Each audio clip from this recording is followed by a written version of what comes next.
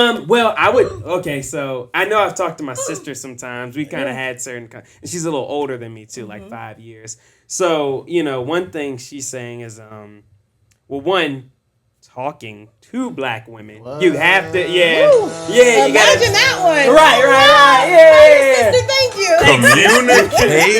yeah. No, seriously. What? Yeah. That is the bottom line. I'm so glad you said that.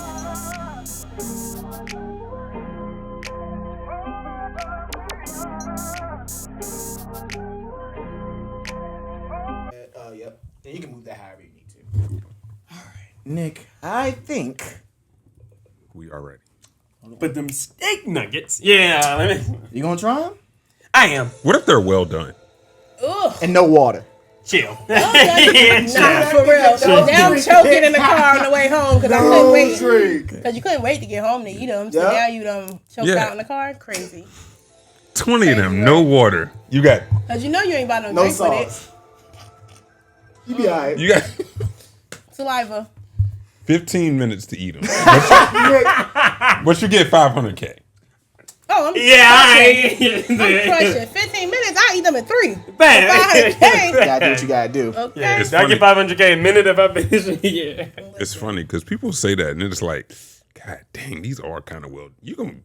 Nigga, $500K. Niggas gonna make a way. There's some niggas right now that are like. Your teeth been lifting weights. I'm gonna have to hold them under my tongue or something. Half of them. I don't know what I'm gonna have to do, but just know. $500K, holding my jaw like a chipmunk if I got to, because I need that 500. Amen. Yeah, real talk. I think we ready, Nick. Nah, facts. Real talk. All right, everybody. Welcome to the 804 podcast. I'm Nick. Jesse. Alex. And who do we have here today with us? It's your girl Jackie, aka Real World Changer. Yes, ma'am. Come on, buttons. Don't do me like that. Boom. Is that how it sounds? Boom, boom, boom, boom. Y'all, we are in Richmond now. Y'all, right. You might get some return fire back in here. Yeah. I mean, I heard something. Right, for sure. Return fire. Yeah, we're back. We're good. All right, Al. Real quick, man. Before we get it too hype, what's the episode count? Jackie, I got Alex here, man. Along with steak nuggets, he might need to count these episode numbers, man. Week after week, episode after episode. We don't count in fractions or nothing, Jackie. It's one after the other. I love it. So what we doing, Al? Nick? Drum roll, please. I got nothing for you. Let's see if my brother Nick. Nothing for you. Nothing? Not even a steak nugget. No water. What if they're just medium well? Still might have to struggle with that, but no water is crazy. No water. I ordered a drink. Yeah, I did. It was a combo. Sorry, we're out. I was hoping curly fries need those. That's the only reson we would go to Arby's. Yeah, honestly. But okay, Alex. Right. Yeah, snap out of it. Right. Oh God. Yeah. Licks her. Yeah, chops are being. You're licking your chops. Right. I'm gonna have to say, what we doing? My good brothers have been doing the 804 podcast for 346 episodes. Woo! Wow. That's amazing. Congratulations. That's dope. That's hard. Don't miss. And that is correct. We always got to double check, right? We never miss. We don't miss. I love that. You heard it here first. Alex, I can find several episodes of you missing. Me not missing. It's all on YouTube, unfortunately. I'm legally blind. I might get canceled, so let me not say that. It's 2025. Can't say anything. Anyways. Big facts. Yikes. Let's just try to do this YouTube video. Copyright and strike free. Thank you, Nancy. So real quick. All right. So Alex did get the episode count right. Jackie, we do have a quote of the day, quote of the week, and it could be anything. It could be a song lyric. It's not working. It wants to do what it wants to do. Song lyric, Bible verse, tattoo, IG caption, a motto, a saying, anything that you live life by. It doesn't have to be super long or smart. Just anything you live life by.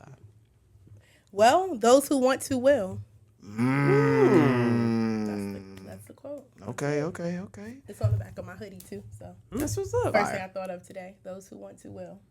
That's a nice hoodie, by the way. Right. Yeah, I didn't see the real world change. Right. That's fine. We like the merch. We like the merch. I need to get some more. Hey, need those. I kind of need some merch. It's getting cold out. It is. It is. I know, I'm working on it, y'all. I always like to ask a little question after the quote. When did that become important to you? When did that, we hear it all the time, but when did that kind of stick to you? It's funny because I think it was last year or maybe 2 years ago, because Marv P actually, shout out to Marv P 757. Okay. He actually did a couple of hoodies for me. And we were looking for like a thought, like a quote, something that embodied who I am and what I do. Mm-hmm. And that's when it became important. He was like, well, let's put that on the back of hoodies. And I was like, all right. And so I asked him, could I utilize it consistently for just like the brand, and it just stuck. That's what's up. Dope. Yeah. Anybody? Oh, sorry. Before we ask any other questions, can you give us a quick introduction on who you are and what you do for us? Yeah. A few short words. Yeah, I'm Jackie. I'm a national community organizer. I focus on police-involved shootings, wrongful convictions. I'm also a full-spectrum doula, so I'm into the birth work, policy, legislative advocacy. Yeah, just a bunch of different things. I'm just here to be the change. That's what That's what's up. Yeah, thank you. Love to hear it. All right. Anybody got the first question? I got it. What does your morning usually look like? Just in general. Wake up in the morning. Like he did. Whoa, hold on. Oh, you're right. Yeah. Take that out. Remove that out the chat. Whoa. It was nice. It was nice, you As soon two. as you said it, the way you said it, oh my gosh. I was thinking the same thing too. Oof. Yeah. Yikes. I can't believe I just said that. I'm not feeling like him at all, and I don't wake up like him, I promise. Okay. We need to get that out of there. But no, my mornings definitely start with prayer. Okay. I try to do Bible study or the gym first, but it's always prayer. I typically go to the gym, and then when I get home, I'll do like a protein shake and then just kind of get going. But it's pretty simple most mornings. Yeah. Nothing too crazy. That's what's up. Yeah. Cool. I say this. Is it tough? Is it tough being a change? Absolutely. I would say it's very tough. I think sometimes I don't want to get out of bed in the mornings, right? Like when you said that, I had to think about it a little bit because it's hard to get up sometimes. It's hard when you're like, feel like you're the only one standing up for something, and not literally the only one, but it's hard to find a lot of people who are like-minded and who are willing to go the lengths that I'll go when it comes to justice, or it comes to truth seeking, it comes to advocacy work. I put my body online in prisons. I've been arrested on the news.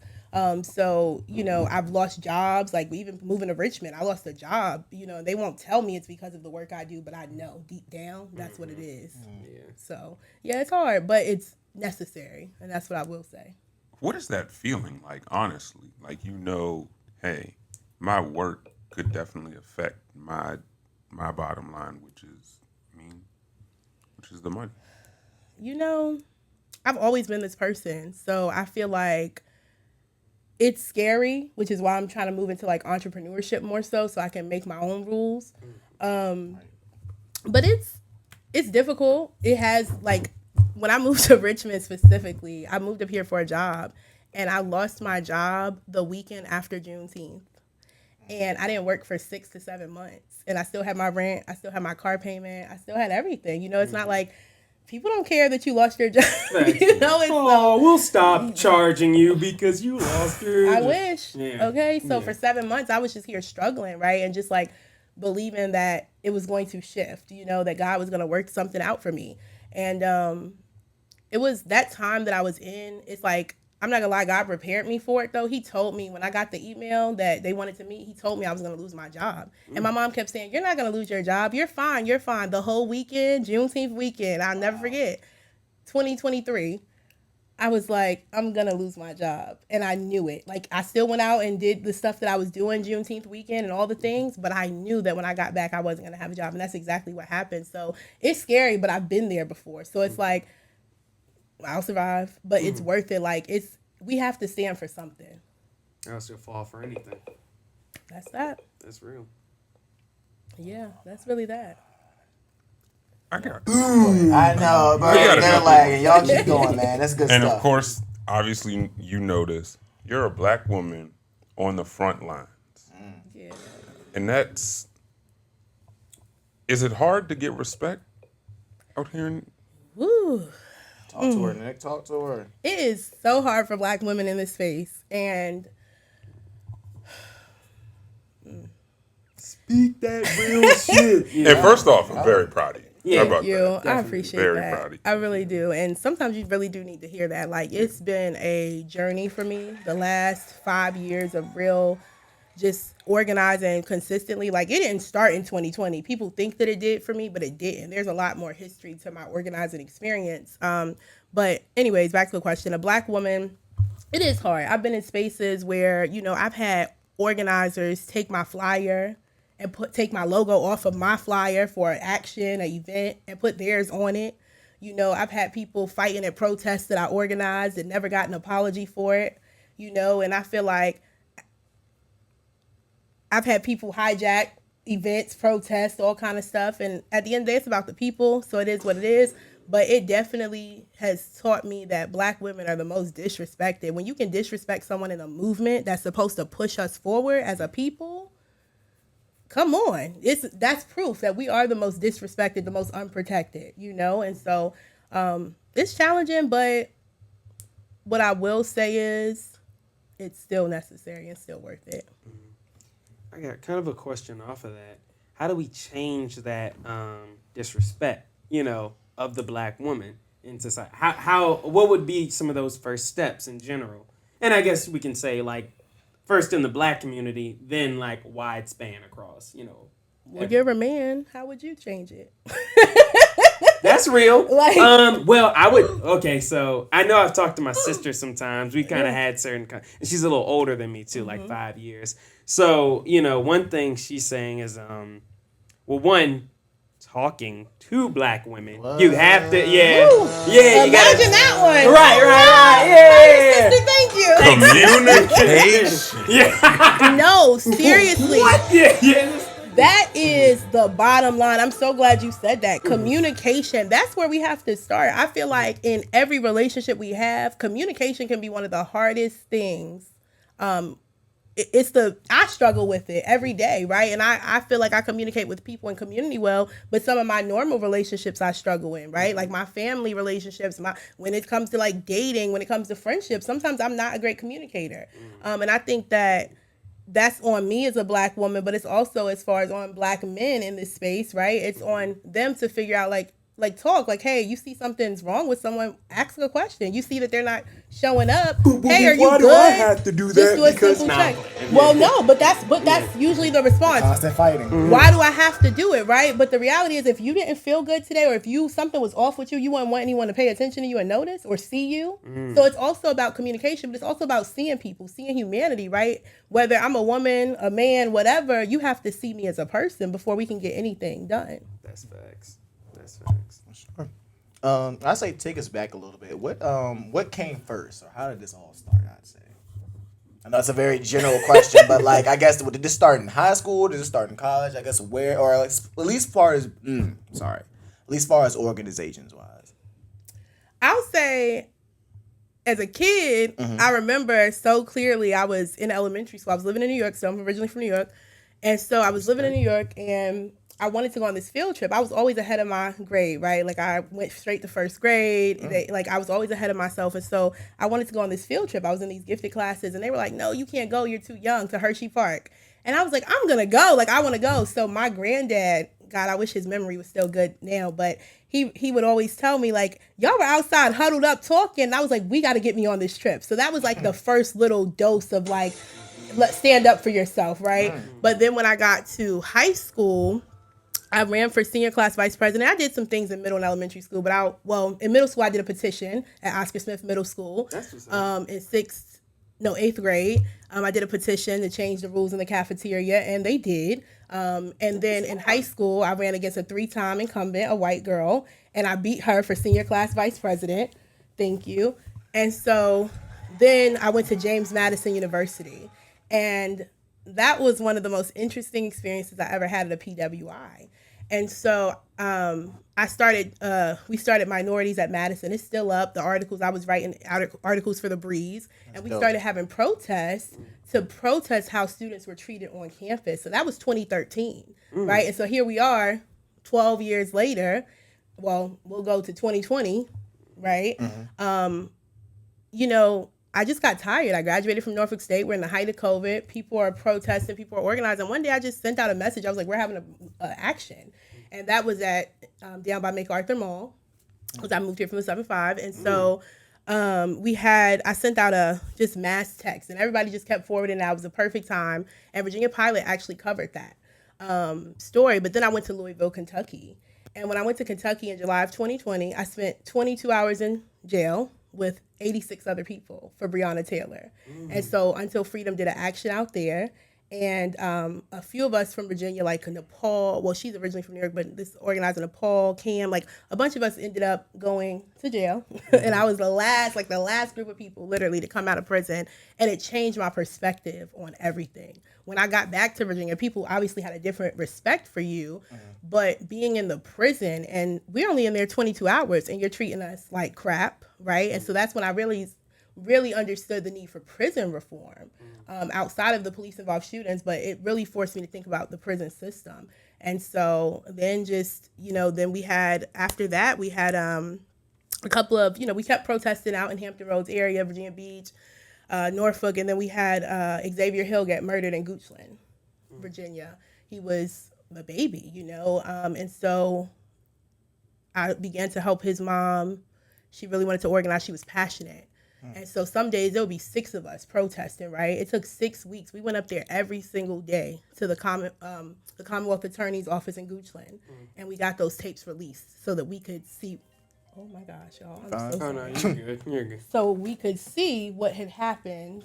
Sorry, I'm so sorry, y'all. No, it's all good. My brother. Wait. Okay. Sorry. But anyway, so we went to Goochland, Virginia, and we were able to see the power of the people, right? You show up, and they release the tapes. And so that was January 8th of 2021. He was murdered. And then next was Donovan Lynch down at the ocean front. And someone reached out to me and said, hey, we need you on this. I had already reached out, because I always will reach out to offer my support, but I'm not here to push myself on people, right? I'm just there to help. And they reached back out. Someone also who was working with them knew me. And so I began to organize for that case as well. And then just multiple things just kept happening. But those were kind of the moments that were really more pivotal as far as the work. That's good timeline. That's deep. That's real stuff. Yeah. I actually got one more question kind of going back. What is the it's funny, when I first had this in my head, I was going to be like, have you ever experienced racism in your life? But that was going to be a really dumb question. So I was going to say, what's the most memorable situation of racism that you've experienced? Ooh. If you have, if it's ever been, whether it's a kid or an adult. Man. I know. Yeah. Got a little deeper Jesse Wonders on this later too. But. Oh man. And I guess it's it could be direct or indirect, but you knew it was towards you. Yeah. If you want to share, No, I'm like, there are so many moments that I can think about, even back to my childhood, like of teachers, issues with teachers in the classroom, because I was in gifted classes. So, gosh, that's a really hard one. But I will say one of the most memorable moments during the movement, like protesting, was when we were in Goochland, Virginia, and I usually carry my gun everywhere I go. Open carry, it's my right, it's Virginia. And so this man followed us from the protest to a gas station. We were going to just fill up our cars, head home. And he followed us, and he was screaming about how I wasn't allowed to have a gun, a white man. It's still on my Instagram to this day. He was screaming about how you're not allowed to have a gun. Well, why am I not allowed to have a gun? Why are you following me, right? This is a white man following me. And you be a little bit more scared about me having I'm so sorry not to cut you off, but following somebody in 2025, what are you doing, to be bro? fair, it's 2022-ish, maybe. Okay, what are you doing? 22. Yeah. Man, woman, bear. Why are you walking up on?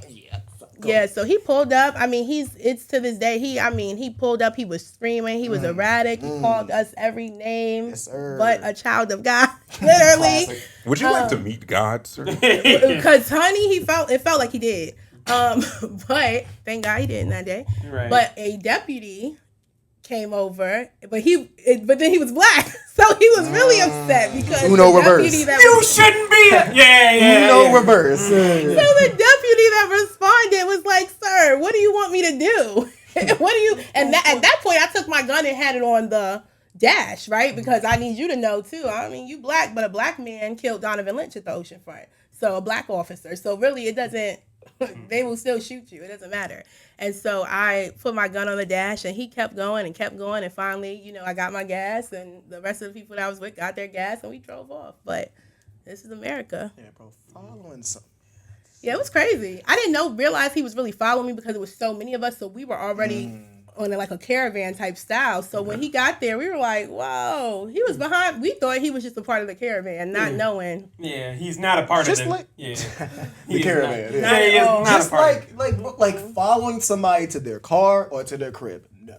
Because you don't know what's in there. Like, that's a classic rule. Like, following, I understand you think you big and tough, you can walk up on somebody. But if they're walking towards their car, walking towards their house, nah, gang. Because you don't know what they're going to turn around with. Yeah. Like, yeah, you just never, like, And why? he knew what I had, but he didn't care. Exactly. He was privileged. He thought he couldn't catch the smoke. That's okay. The privilege. That's what it You're is. not That's gonna that's do what it is. anything That's what it to- is. It's like, Yeah, all right. okay. white people think that they can do any and everything, and I feel like Trump has empowered them to do what they want to do, right? So you have people thinking like, oh, it's okay to just be racist. It's okay to be openly racist, right? Like, but I'd rather have an openly racist person than one that's hiding it any day, any day, any day.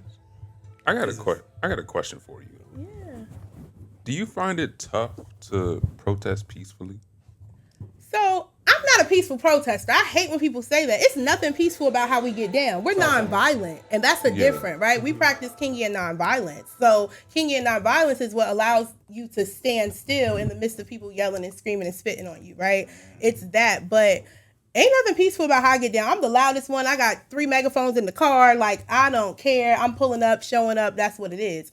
I don't find it. Right.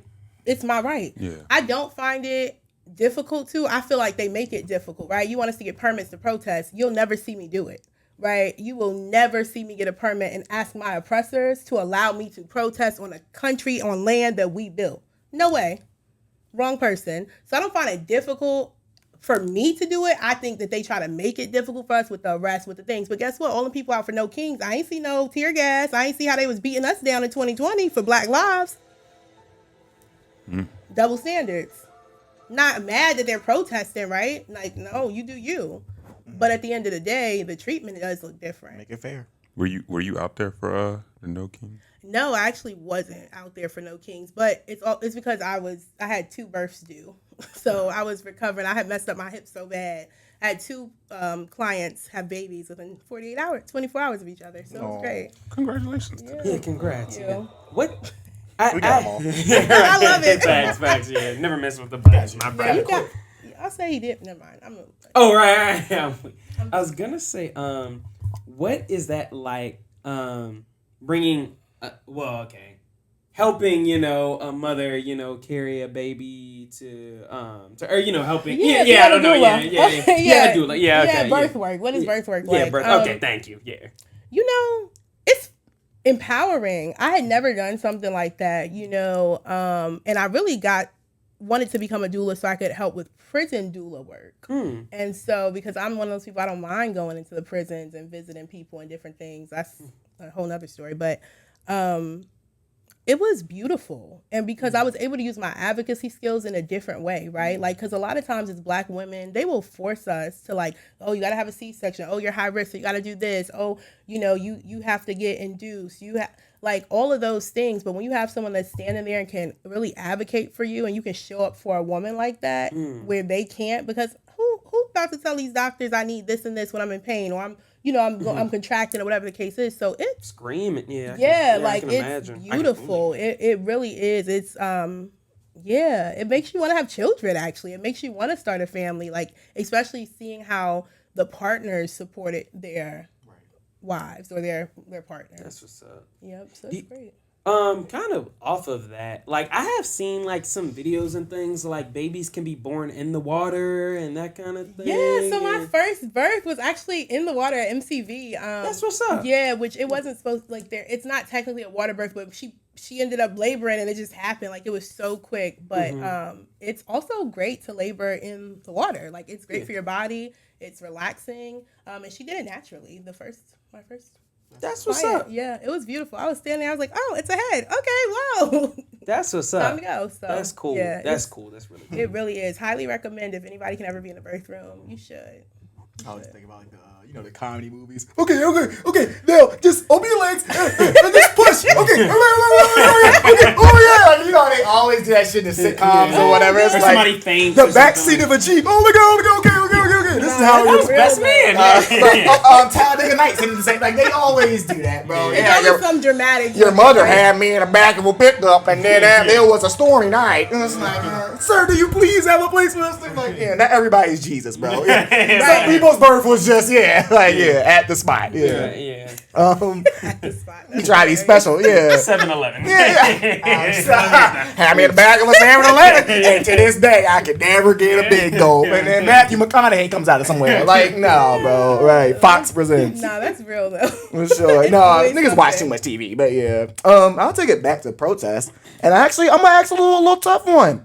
What would you say to somebody that says protests, they don't do anything? What's the point? Y'all just standing out there like it's hot outside. What y'all do? What they don't have any real. They don't make results. They don't really do anything. I'm just gonna chill at the crib. I look on my phone. I just see a bunch of yelling and screaming. Protest is about people power. It's about just what it does. It's about awareness, right? It's about going and showing people and teaching people and like it's about make people. Tongue twisted real quick. Protesting is about awareness. It's about making sure that people see you and your issue, right? Like perfect example, when we were in Louisville, Kentucky and we were arrested, CNN News picked it up, ABC News picked it up, and another time I was actually on ABC News in Kentucky because we had all this white militia come out, right? So during protest season. And so I would say that protest does change things. Look at every movement in history. Look at the civil rights movement. They were marching, right? They were marching for a purpose. They were marching for wages. They were marching for food benefits. They were marching for change. And so protest is a way to... So the thing about protest is it should be used to move from protest to policy. So we have to get to a point where we're like, okay, we're protesting, but we have a call to action at our protest, right? Like, what is our next step? Whether we're signature gathering so we can...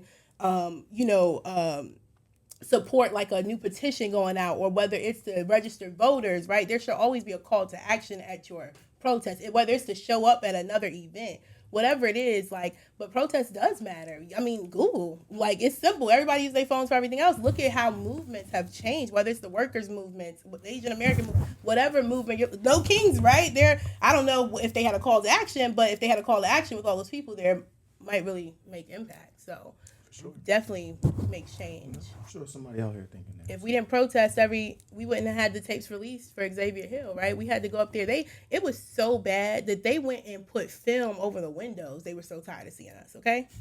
We went back one day and they had film and we stayed out there and still protested, but 6 weeks and we were able to get those tapes released. Respect. I like hearing that. Yeah. I really do like hearing the results. Because like I said, somebody at home, man, it just seems like they just be protesting. It seems like nothing really happens, but no, it's clear examples like that, so that's really dope. Movements matter. I'll say this. There's a documentary on Netflix called The 13th, and it's one of my favorite documentaries.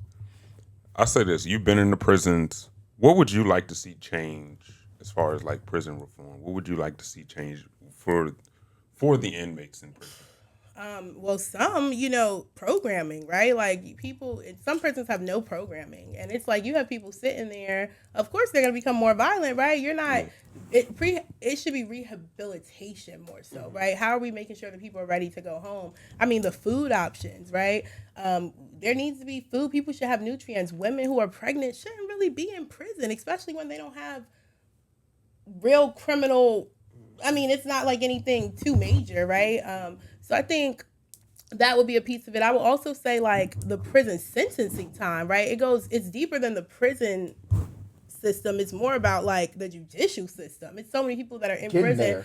Yeah, it's like once too many people in there. Right. From that documentary, I did hear like a lot of small time offenders cannot afford like lawyers, and so they their public defenders just like, hey, just take this. There are some public defenders that are absolutely great, right? And there are some public defenders that are absolutely terrible. They have so many caseloads that they can't even manage. I have a friend who's a public defender, and she's like, man, I got so many loads, and she cares so much about the work. So it's like, you don't get any sleep, you don't get any rest, and it creates burnout, right? So now I can't make the best decision for my client any longer. And so people that go in, that they might have a small petty offense, right? But once you're in there, because you got to protect yourself, you got to stay safe, you got to make sure people aren't trying to, attack you. If there's gang violence, whatever, you end up staying in prison for longer because you done caught a charge in the prison.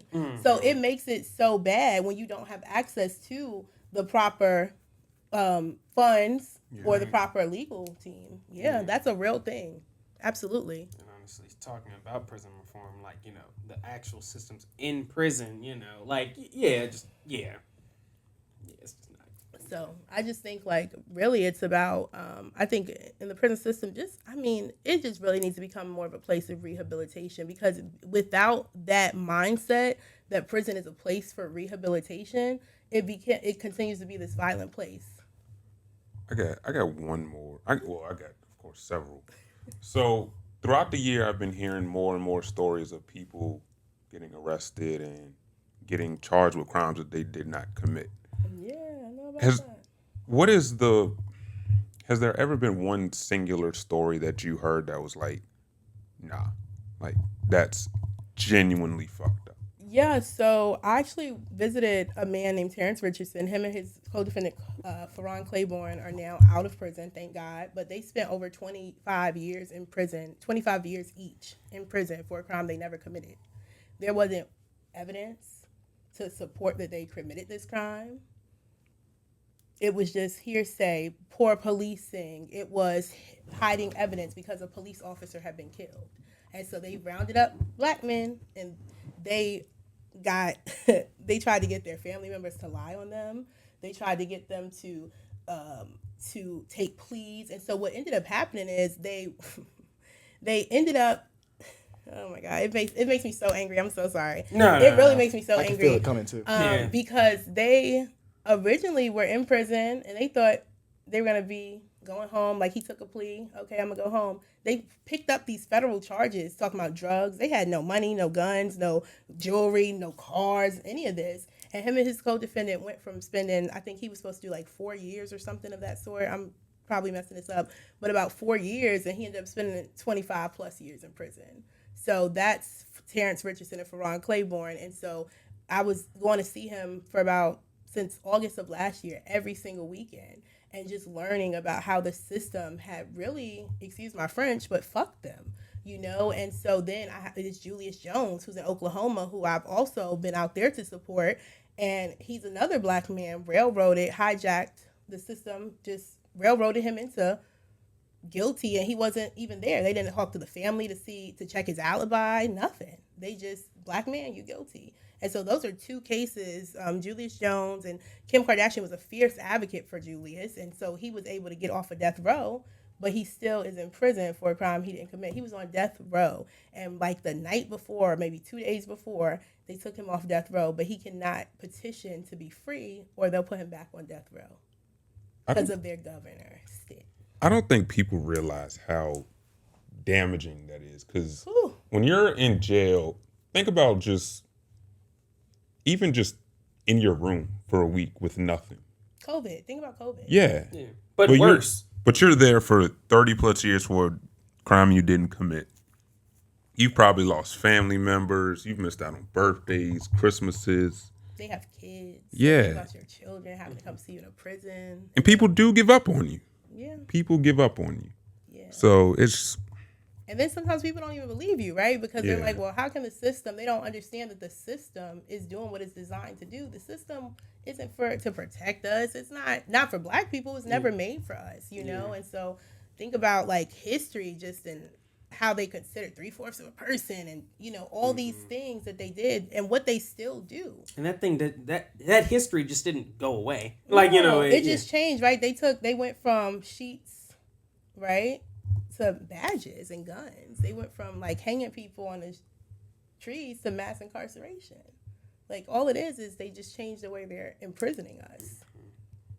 So yeah, but it's those stories like that and seeing people in prison like that is just, visiting the prison every weekend. Like it would be Saturday and Sunday I would go. On holidays I would go. If I could go 3 times a week, whenever I could go, I would go because the value of just knowing that someone is there outside of these prison walls is so important.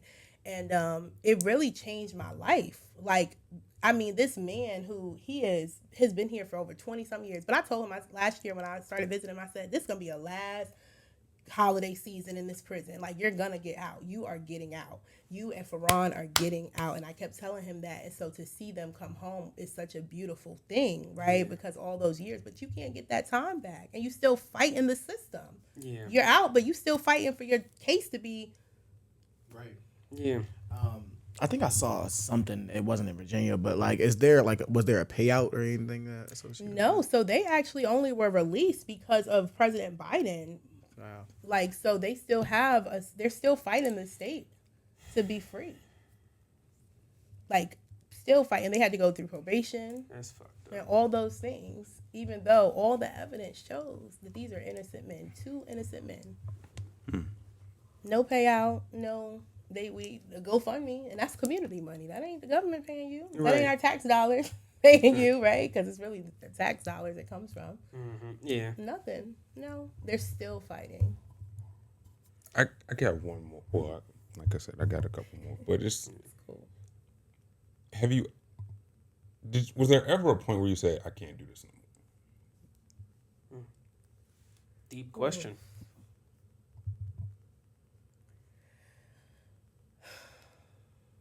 Honestly, some days I feel like that every day. Like, I can't do this anymore. You know, I've working with so many different families and just seeing it happen over and over again. It's like your mental health. Like, at some point, it's like, and I'm an empath naturally. And so I think there are a lot of moments I feel like that. And so I think it made me pivot a little bit. So whereas, yes, I will still protest and get on the front lines, but it caused me to really work with families individually, right? So that way you can create a plan for them, an action plan, be able to really help them get to the goal they want. Because it's great to protest as a collective, and I love it, but there are so many groups that are doing that, right? Like, you have all these people, No Kings, this, that. So working with families specifically allows me to feel like I have a direct impact, but also allows me to make sure that they get what they need. And so I think it's more so just learning how to pivot. And also, like, I got to a point, too, where it was like I had to just set boundaries. And I think that was the hardest part, because everything I do, y'all see me do, is free. I don't charge anybody anything. Never charge a dime for any services I provide. That's real. So, yeah, there are days I want to quit, like, every day. Question for you. Moving on to... I would say, because I would consider, you, like, a hero. I mean, you've been... you've been, definitely. No, real talk. No, I mean that. So that's so kind of you to say. Like, I don't take that lightly when people say that to me. Yeah. What does it feel like to be so impactful to not only someone's life, but in your community as well? What does that feel like to you? Like, like when you go to sleep at night, you've changed someone's life for the better, I'm gonna be honest, I just feel like I'm just doing what I'm supposed to do. Like, I don't consider myself a hero. I don't consider myself any of that. Like, I just feel like it feels good when I can see change happening. But for me, it's more so like there's still so much work to do. So I think sometimes I forget to take the win. Sometimes I just look at it like, oh, okay, I'm just grateful. I'm just doing what I'm supposed to be doing. But sometimes it's just, I mean, it feels heavy. To be honest, it's heavy. Like, it feels like people are looking up to you. They're dependent on you. They're counting on you to show up. So if I don't show up, then, so it's kind of like a little bit different than I guess people probably expect me to. No, but yeah, honest answer, and it's real, yeah. Yeah, I just feel like I'm just a girl. That's my favorite. I'm just a girl. Classic. Right. Jackie, I got something I need you to kind of speak on real quick. It's, we got black people out here who, are informed and everything. We got some who are misinformed, who just, but then we got the people who turned a blind eye to it. You know, we got the Tim Scotts and the Brian Donaldsons out here. So, Name dropping, man. I mean, so It's been a nice run. It has been.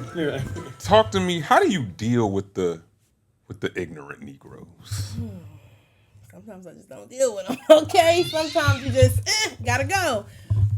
You know, knowledge is power. So I try to educate people, our people, right? Because I'm not interested. Oppressors, go look up go Google, go. White people talk to white people. But I'm trying to learn. Yeah. You know, I mean, if you have a question for me, yes, I will. But I'm not going out there seeking to educate white people to accept black people. No, you know, even Dr. King said, dang, maybe I led my people to a burning bush, right? Because at the end of the day, maybe integration wasn't that great, right? And so I will just say that silence is violence. So I try to be very honest and I try to keep people informed. But Donald Trump loves black people, doesn't he? Donald Trump loves blacks. Yeah. He's the first black president. Listen, if he loved black people so much, why is he not endorsing his girl Winsome Sears? He didn't endorse her. She a black woman running. So I'm just saying, I ain't see him put out nothing. Just saying, girl. She's embarrassing. I've never rooted against a black woman so hard in my life. I'm not gonna lie. I'm always like, I'm rooting for everyone black except Winsome Sears. Okay. But no, seriously, I think it's about really doing your research. Like really doing your research. I think it's like we look at social media clips and we take that, right? So social media has messed this up so bad because it's like a quick answer. And sometimes social media is loud and wrong, and it's doing exactly what they want you to do. It's pick out the pieces. They're picking out the pieces that make sense in order to reach you, right? It's a targeted audience. Duh, it's marketing, right? But if you really do your research and look into this Project 2025, right, and the things that he did, the first day he was in office, what did he attack? Education. Right, so you're impacting the children's schools, minds that are supposed to be colleges and universities, right? You're attacking the mind because you don't want people to understand the importance of education and our history. If the history wasn't so important, why are they working so hard to remove it out of our schools? What is it? Keep the body strong, keep the mind weak. Yeah. I think my sister told me that a while ago. That's what they're working to do. So I mean, to the uninformed Negroes, quote unquote, I would say do your research and look at our history, right? Because the choices we make are impacting not just us, but they're impacting our future, your children, right? Why do you think they didn't want us to read back in slavery time? Why do they not want us to vote? Why do they work on silencing our votes so much, right? If it wasn't so important, they would not be working so hard to silence us. Real spill. All right. If you're president, what's 5 things you're doing first? Eliminating student loans. Okay, I got mad debt. Okay, let's do that. Please, sister. Making lunch and breakfast free for all children. Figuring out a better healthcare program, for sure. Giving back our land to the black farmers because we need that. Whew. And then the 5th thing, reparations. Hello, how'd you know? Cut the check, people. Cut the check. You know, they'll give reparations to anybody but black people. That's just the reality. Would you ever want to be president? I mean, according to some black people, reparations is a handout. You know. Imagine black people getting a handout for once. Wow, that would be beautiful. I know. A handout on the debt that we paid to. Oh my God. Imagine building a country for free. Imagine being stripped from your home, your land, everything you own, your religion, everything, right? Being murdered, losing your children, losing your kids, losing everything you love and is near to you, having to leave your family behind to get free. And then you say, oh, black people just want handouts. You know, that really grinds my gears when people talk about black people being lazy. Why we gotta work at this point? Y'all should be taking care of us. How are black people lazy, but y'all put us in the cotton fields? Y'all won't pick it. I don't get it. Y'all wasn't picking the cotton. Yeah, y'all won't pick it. Y'all went out there with cornbread. You know? I said, don't give me about that. Yeah, no, for sure though. Would I ever want to be president? I'm open to it. I think it's a lot of pressure. Don't get me wrong, but I remember this guy, Corey. We've been knowing each other since middle school. He still calls me his president. He always has said I will be the first black woman president. And I have no intentions on running for anything anytime soon. People keep telling me to. I'm just not there yet. What's the age? Is 35? Is it you got to be 35? Okay, well, guess what? I'm not there yet, so. Yeah, relax. I'm She has like 14 years until then. Yeah, like relax, relax. She just turned 21. Jesus Christ, Alex. We was at the party. Remember? You don't remember that? I remember. Yeah, I was just saying the age for the future. I saw 21 candles on the cake. I don't know what you're talking about. It'll be a nice hot 30 in February, and congratulations, man. Congratulations. Yeah, my buttons are done. Yeah, we're done. They changed two of them, but which they might. I'm open to whatever God has for me. I'm learning how to like trust the process because where I thought I'd be versus where I am now is completely different, and so. It's like God laughs when we make plans. True. That's Genuinely funny. Laughs when we make plans. That's funny. So. Speaking of the president thing, kind of was wondering. So, well, honestly, this isn't just presidential. This is like voting in general. Like, election day's coming. Right. You know how you can write in on the ballot. You can write in a name. So 20,000 people voted for a gorilla, Alex. Okay, hold on. Okay. Fucking No, God. serious question. Okay. Let's say if a lot of people vote for someone, like they write in a name on a ballot, can that person actually win that election? You know how many people would have to though? But potentially, I guess yes. But yeah, because I'm wondering what the stipulations would be. 10 like million people for Alex Alford. Yeah, so here's the thing. Well, yeah, it would. Could it maybe happen? Maybe. Unlikely, right? But you know how much organizing that person would have to do to be running just off the whim? Like, you got the Democrats, you got the Libertarians, you got the Green Party, you got the Republicans. So it's like... I got it now. They're not going to let you. No, I'm not even saying... They're not going to let you. I got you, Jackie. What the fuck? You think these niggas put millions of dollars into their shit and they gonna let little Alex the writing ballot? But to be Alex fair, Alford has come up. I would say every vote does count in these elections when we're close. I know we like to say it doesn't. Talk to him. But it does count. So if you writing in on that ballot, you might be that one vote that doesn't allow us to get the electoral college vote, which now messes up everything because everything's based on the electoral college. You made a difference. Right. So you made a difference, just not the right one. Yeah, it wasn't based on slavery to the electoral college in general. Ooh. So they get you saw what they did to Harambe. Harambe, I love that I know word. he was already dead before, but still, yeah. But Harambe also means in African. Talk to us. Let's pull together. Harambe. Yeah, Google it. Harambe, not Boondocks. That's the only way. Yeah. Nah, but they was spitting. That's facts. That's facts. Let's pull together. So I It think was a that's white what we dude need to saying it in do. the episode, but that's what we need to do as a community. To pull together, especially right now. We're in trying times. We are. So we really do need to Harambe. Let's pull together. That's facts. I was just curious because I know, and obviously there's the ignorant stuff, like people voting for random stuff. But at the same time, if there was somebody who was eligible and enough people wrote the name on the ballot, could they possibly win? Like, how would that go? Because technically that means they didn't. I guess it means they didn't vote. There would be like a other vote. Mm-hmm. I mean, they would still have to run, right? Because think about it, they still have to be put on their ballot in their state. So every state has different ballot measure rules, right? So how they handle it. So there are some states where you can't vote. Like, for instance, I'm a Democrat, quote unquote, on paper at least, right? So my ballot's always going to show Dems, right? So when you go to vote, you don't see a Republican up there typically, depending on what election it is. Like, when you think about presidential election, typically I don't see anybody else on my ballot. Okay, then. Okay.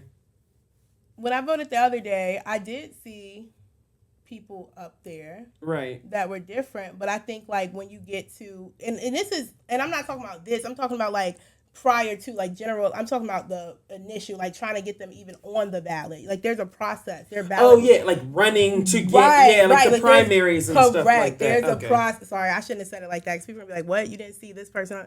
No, I'm talking about for the primaries. And thinking about that, you have to. It's still states have different things to even be eligible for the primaries. Fair enough. Okay. So and every state looks different, right? It's just like Virginia. We have we can do the constitutional amendment, right? Which we have 3 things that we're hoping to be on the ballot next year for a constitutional amendment. Virginia is one of the few states where you have to go through the House and Senate twice before you can even get on the ballot. But you got 36 states that are like, you only got to go through one time and then we'll put you on the ballot. And then we got 18 other states that are saying, hey, you can go and do signature gathering to get your thing on the ballot.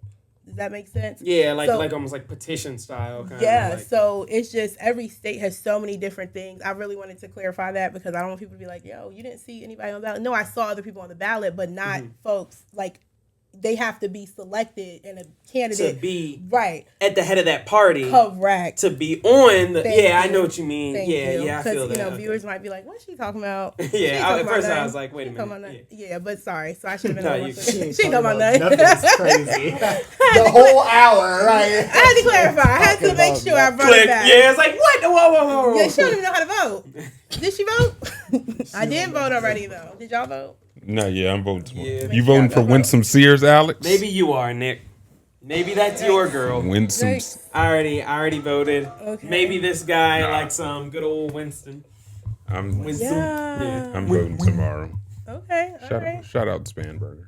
Yeah. Shout out to her. I actually got to see her speak last Friday at an event. And it was just like really nice to just see her speak. She's so personable, and that's what I love about her. She's very personable. And then like Lieutenant Governor Ghazala Hashmi, soon to be, hopefully. I'm praying she wins. But, she's just broken so many records for women. Like, she is the first woman Muslim and first Muslim and Asian American Virginia senator. Like, that's so dope. You know what I mean? Respect, actually. Yeah. And we need change like that, especially We do. Because you got a governor right now that put out an executive order about SNAP benefits, but he was one of the people that was like, we're not getting people. Well, not we. I wish I got food stamps. But anyway, he's one of the people that was like, oh, y'all ain't getting food stamps in November. But you put out an executive order and didn't list one thing you was going to do to help the people. Yo, so what was the point of the executive order? To say y'all going to be hungry? I just now realized on the bottom of the screen. Oh. Right, I swear to God, I just looked down. Yeah, Sears speaks for Trump. But does Trump speak for... I ain't heard him yet. She's so far right, she's wrong for Virginia. I have not heard him say a thing about her. Here, but yet we have... Like the store? Like the old store? Yeah, Sears? Yeah, it's like... right. But yet you got former President Obama coming to Norfolk to speak and advocate for Abigail Spanberger. So that, speaks volumes about leadership. But, I can't trust Trump anyway because he just said he ain't believe he was making it to heaven anyway. So there's that. If a man believes that, he know he wrong. You know what I'm saying? He knows he trifling. He just don't care. That's kind of crazy though. Well, we all knew that. Well, yeah. I'm no one's judge, but to say that means that you really just know that you're doing evil and you ain't worried about it. But you said it, not me. He said it, not me. He said it. That was you, big dog. Yeah. Big dog. I hope I see you at the throne, but if I don't, hey, there's that. I do wish that everybody has, the best, right? Like people are crazy, but I still wish them well. Yeah, we spreading love, not hate. Absolutely, absolutely spreading love. But yeah, let's just leave it at that. Yeah. Depending on who the person is. Okay. I know. I guess with the work that I do, I really try to move out of love, right? I try to really move out of just. Uppercut is crazy. Yeah, sometimes. It's just some people. I see Jackie throwing an uppercut on the street. Yeah. Listen, you might. They must have pissed her off. Classes, right. You know what I'm saying? I might box you up real quick if I got to. Is that Jackie? Oh, out of love. Yeah. Out of love. Out of love, though. Yeah. Out of love, though. I'm gonna do it with a grateful heart. Right. Hey, out of love. A 4-piece out of love. Okay, after the second one, you could have. You know what? It's all out of love. Yeah. All out of love. I promise. You need some more love. Yeah. 4 pieces, crazy. Yeah. Y'all got anything else? No. All right, I guess we'll get a quick Jesse Wonders and we'll get up out of here. Right up the old What alley. does Jesse wonder? What's up, y'all? It's your boy Alex. Like and subscribe. 804 Podcast. All right, so I asked a question to preface this. Have you ever been called the N-word? Well, yes, you have. Yes. By the all right. Sorry, let's just. Well, okay. What do you feel about white people using the N-word casually? No. It's just the word. Hold on, let it go, Nick. It's just the word. Nick, and then this. Come on. Because we got a video. Lord, I need some self-care after this because y'all Yeah. stressing me out. On. We gotta get you. Come on now. Come music. on. Let me turn me some tunes on because y'all are stressing me. You don't have to give it long. I got a clip, so you gotta wait. What you? What's your Not thoughts cool. on it? Okay, cool. Not cool. All right, bet. Ain't All right, no bet. way. Run it back. Hold on. So a recent video of mine seems to have upset members of a certain community. Everybody I know who's married right now, they're married to broke ass niggas. And explain herself. all the backlash just really made me, just really do a deep dive, like do a soul search. And after all that, I still couldn't find a care. You're gonna call us racist? All right. Let's put the boxing gloves away because we're gonna talk here. This is a podcast. All right. So okay, now you can ask my actual question. What do you? It's just the word, Jackie. It's I'm a gorilla in the fucking coop, finna pull up to the zoo, and they never. Chief Keef says it. Wyan, Young Thug says it. How would you feel Lil if Baby I says called it. you a cracker? Or what's the other word? This. Oh my gosh, one of my friends. Okay, no, what's okay? All right. Because my answer's honestly gonna be different. Snow monkey. Actually, Snow monkey is crazy. I ain't never heard that one. Whoa. Okay. Nick, you might have coined that. 2025, 2026 A might snow have new monkey is slang. Snow wild. monkey, That's yeah. what do you call that to The white person. or do you call it to the black? You call that to the white To the person. black people being cool? Because if you think about a monkey's lips, it's real No, thin. take the hair off a monkey. What do you have? A white person. Shave a monkey and see what you get. Yeah, we're calling them snow monkeys now.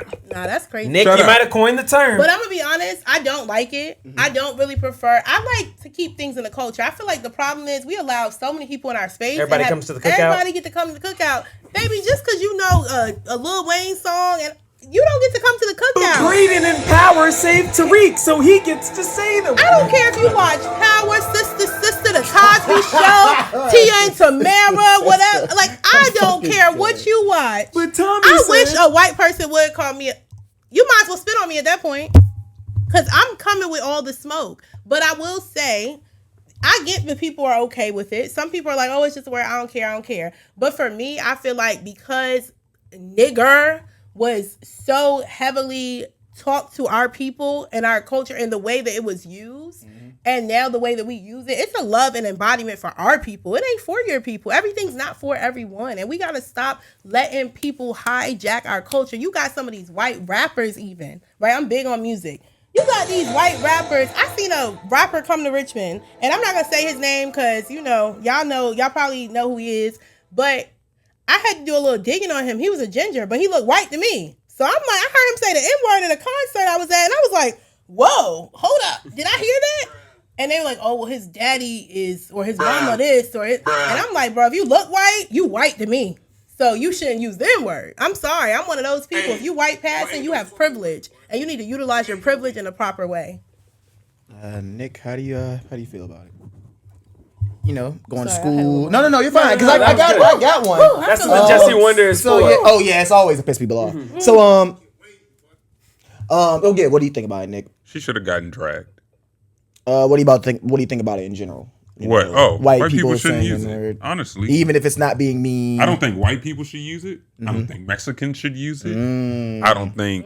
But they're What is colored, it? Nick. Muslim, Asian people? Muslim. If you are not, That's not a race. Anyway. He's been hot this episode. Right. If you- Let him go. Yeah. if you are not Negro. African American, if Negro. your blood was not from that wonderful rich continent, you should not be using the N. But everyone came from Africa, Nick. I can't dab you about that, but you're not lying. All right. Well, if you're a white African, you Get better 'em. not use Get it. 'em. Did Get you 'em. see that thing I sent in the group chat? There is a town in Africa Godfrey. that is I saw that. all white and that blacks cannot go to. In Africa. Sounds like white people. In That's some Africa. white people stuff. That's what white people do. I'll be so down if a white person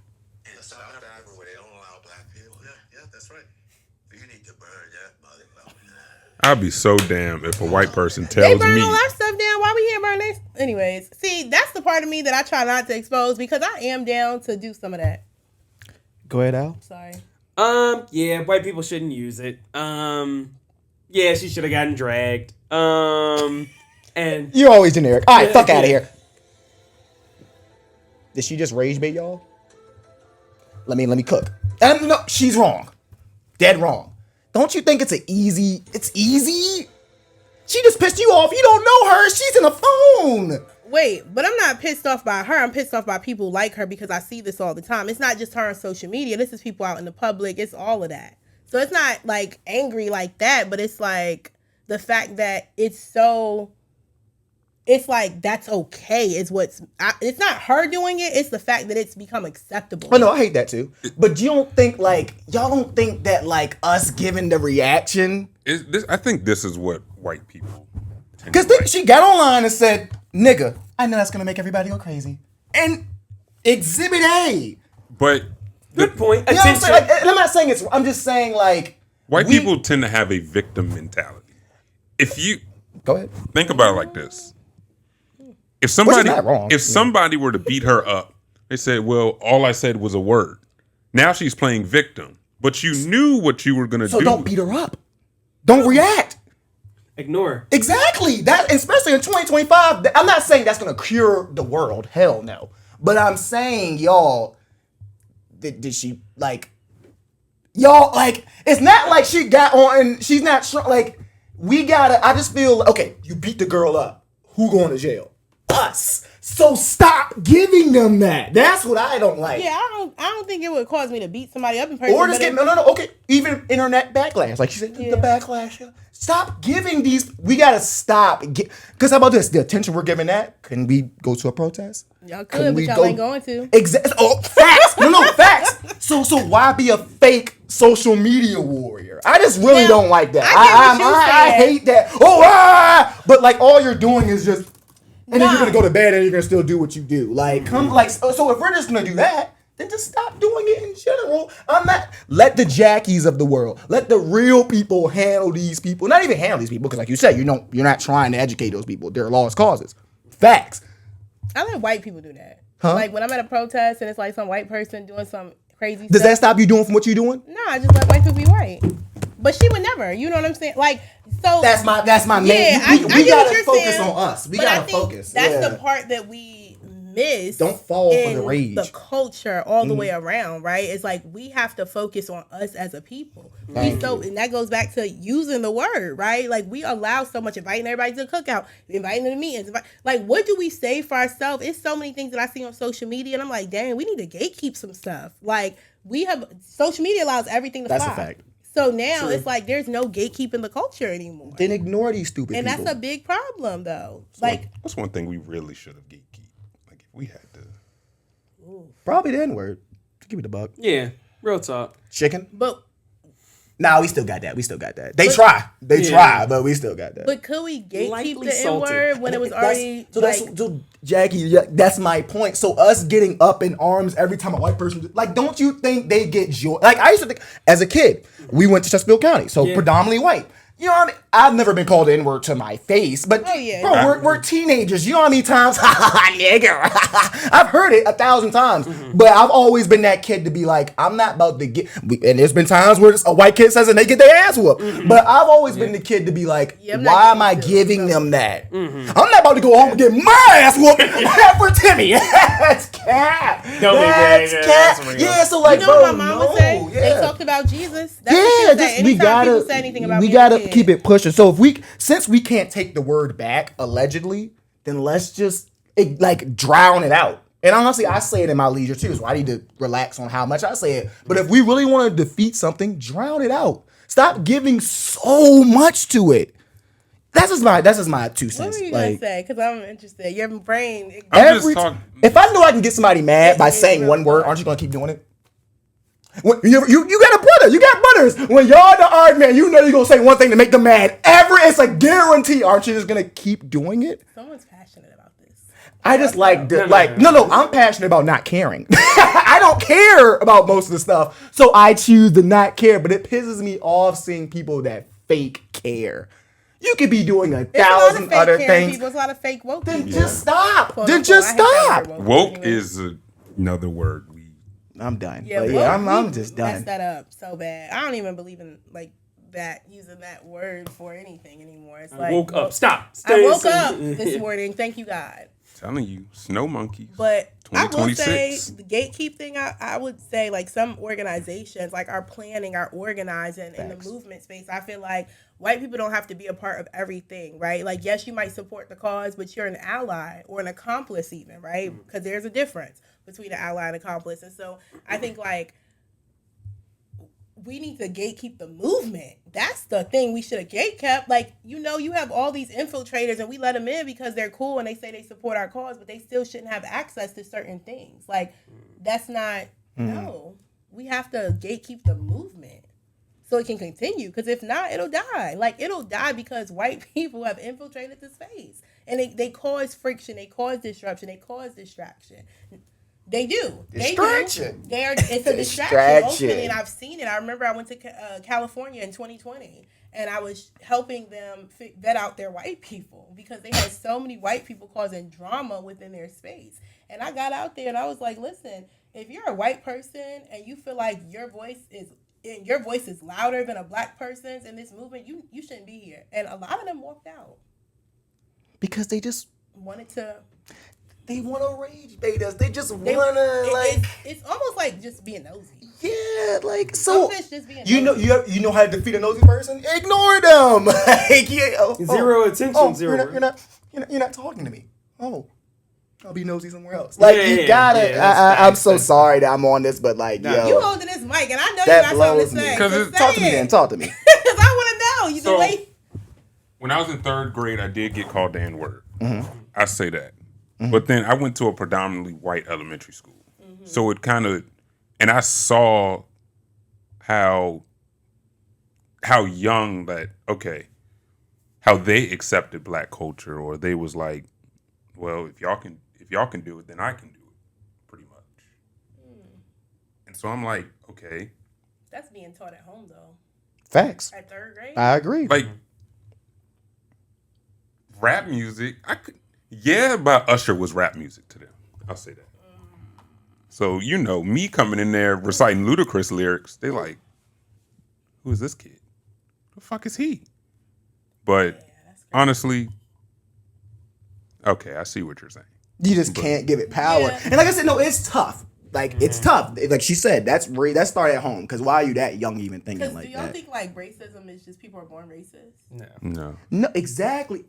So, like, I just feel like I said, bro, if I know I can say one word that will piss everybody off in this room, I've seen it happen in middle school so many times. Maybe it started off as a light argument between me and a white person.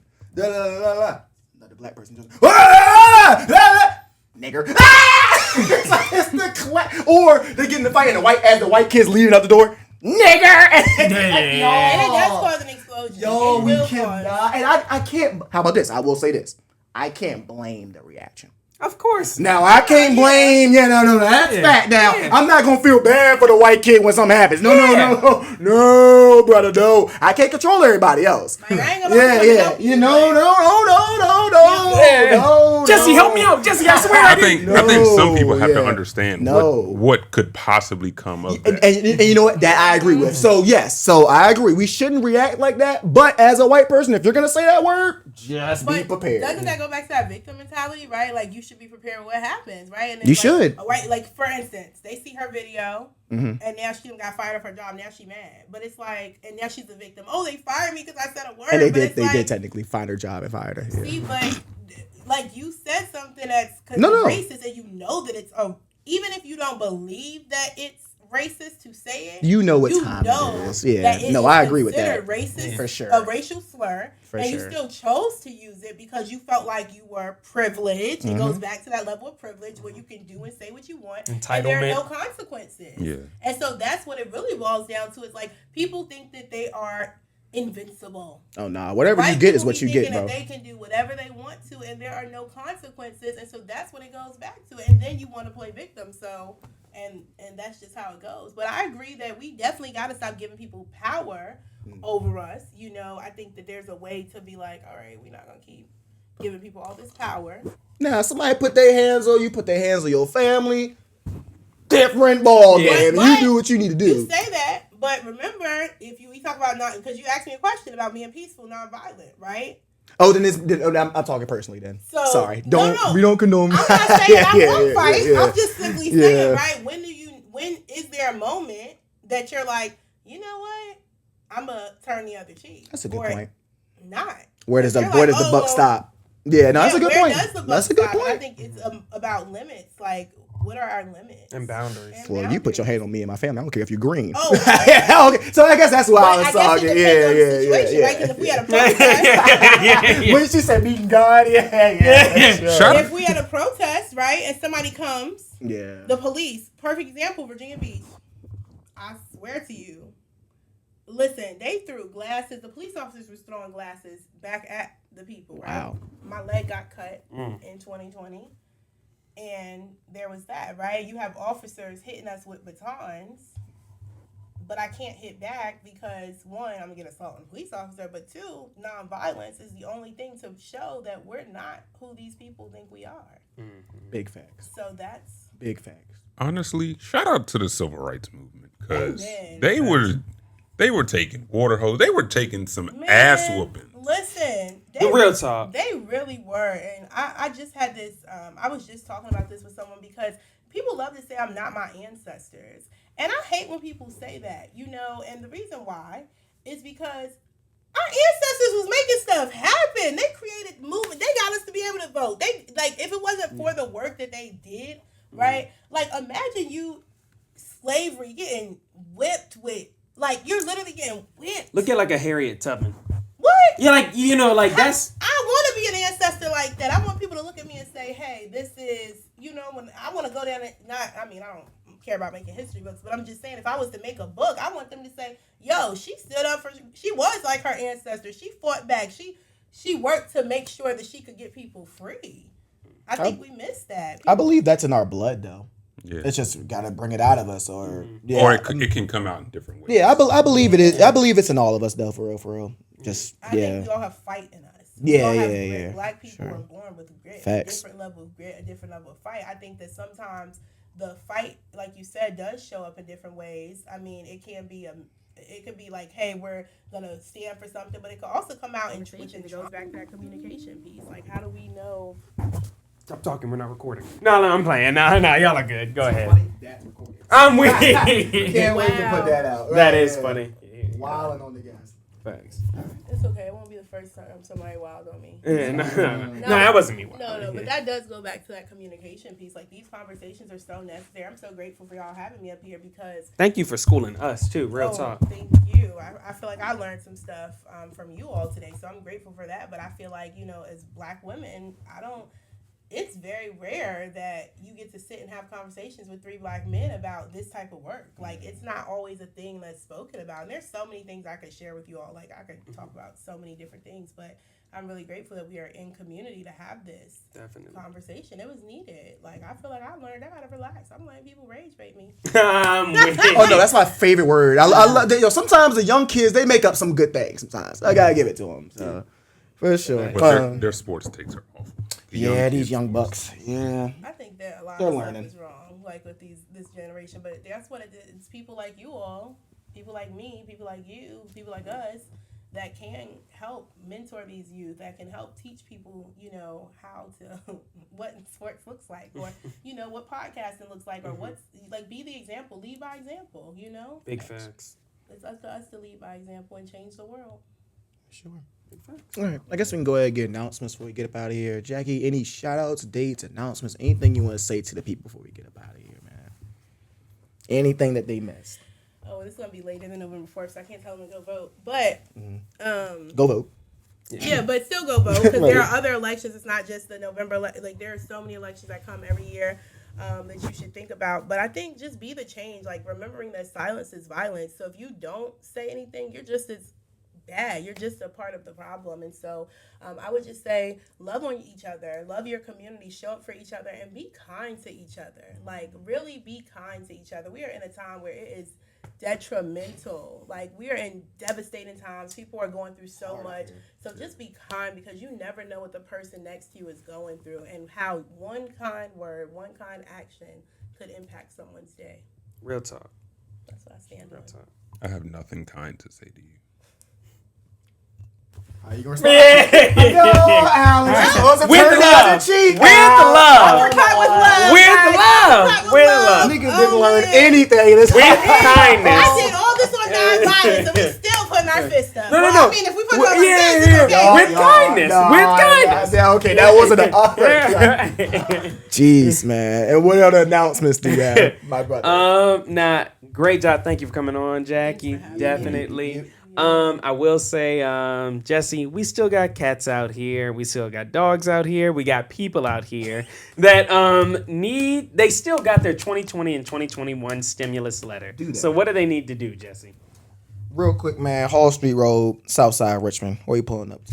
2650 Hall Street Road. That's 2650 Hall Street Road. Fiscal Fitness Tax and Financial Services. That is Fiscal Fitness Tax and Financial Services. My father's business, Derek L. Alfred, been doing taxes over 30 years. And Nick, you might see your boy in there doing taxes professionally, just like my pop. Sometimes I help him out. The phone number is 804-321-5766. That's 804-321-5766. My pops can get you hooked up with retirement planning, annuities, and for all you business owners out there, we don't just do personal taxes. We also do business taxes. So yeah. Shoot, my business about to launch. Okay. Oh yeah. Got you. Give us a call. Love you, Dad. Love you, Mom. Love you, A. Shout out to all the homecomings, all the HBCU homecomings. Y'all, I know it's winter time. I understand it's cold out here. Deodorant is necessary. It is still necessary. But the ladies out here are saying, I don't need deodorant, Nick. The ladies are lying. No. It's the audience members out here. We have a lady here, right? Yeah, these ladies are saying, put the deodorant on, please. We don't want any funky people around us. You are in these large groups protesting. Don't be that guy. The ladies say like my natural smell. Yeah. Oh my gosh, I can't believe that because I was I was at an event and somebody did that and they had all this hair under their arms and it was so bad and I was like, it's hot outside. Oh my gosh! All right, your underarms are crazy. Here you go, sir. Just go ahead, keep that. Keep your elbows in for me, my guy. Yeah. No, please. Stop, y'all. Yeah, come on. Okay, sorry. I had a long day. Stop. Go ahead, Nick. Any other announcements, my brother? No, I don't have any other announcements. But yeah, be kind to people. Even if they don't have the odor. Yes. We don't be kind by having a toiletry bag in your car like me and give them some deodorant. Bow. Solution. Hit them with the here. That's tough, bro. I'm big but on helpful. solutions. But helpful. That is helpful, though. That is like real talk. No, I don't need. No, here. Yeah. Actually, you do. You really do. Hey, that is big helpful. You can't say I help. You can't say that. Yeah. You no, I think I'm just gonna go. No. Don't move here. Yeah. You gotta have a solution. You can't just talk about the problem. Plan of action. That's facts. That's what I'm saying. Here's $10, my brother. Y'all stop. He's that homeless. I mean, he might. Old Spice. Well, if they are, you know. Okay, if that's the case, then yeah. Big on houselessness. You know, I'm big on the homeless community, so I always have these toiletry bags. Highly recommend having them in your car if you don't want to give money away. And deodorant is kind of expensive. Still. Nick. I hope they wasn't at homecoming musty. Okay, anyways. Y'all already watching. Yeah, go ahead.